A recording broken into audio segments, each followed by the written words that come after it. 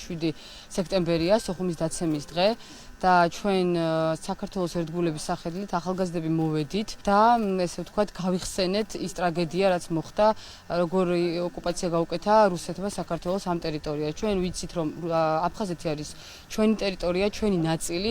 ძალიან მიხარია, რომ ძალიან ბევრი ახალგაზრდა ჩაერთო საქართველოს ერთგულების სახელით და ეს არ იქნება ერთჯერადი აქციები, ჩვენ კიდევ გავაგრძელებთ აი ამ ცოცხალ ოკუპაციის წინააღმდეგ ბრძოლას და ჩვენ ბოლომდე აუცილებლად დავდგებით იქ, სადაც საქართველო და საქართველო აქ არის.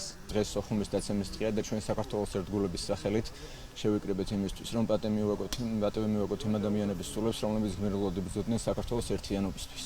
ეს არის არა მარტო სოხუმის, არამედ მე ვფიქრობ, რომ მთელი საქართველოს დაეცა იმ დღეს სოხუმთან ერთად.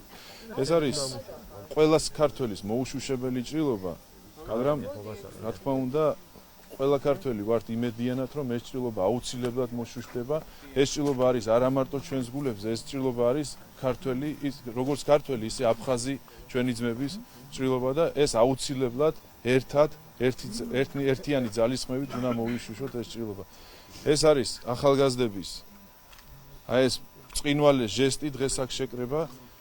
ეს იმას ნიშნავს, რომ თაობა არ შეიცვალა და ეს არ დაავიწყდა ქართველებს, ეს ახალგაზრდებშიც არის, ეს არის უფროს თაობებშიც და ეს ვერ მოესწრება ჩვენი მტერი იმას, რომ ეს დაავიწყოს საქართველოს და ჩვენ აუცილებლად ჩვენ აფხაზებთან ერთად გავაგრძელებთ ერთიანი საქართველოს შექმნა.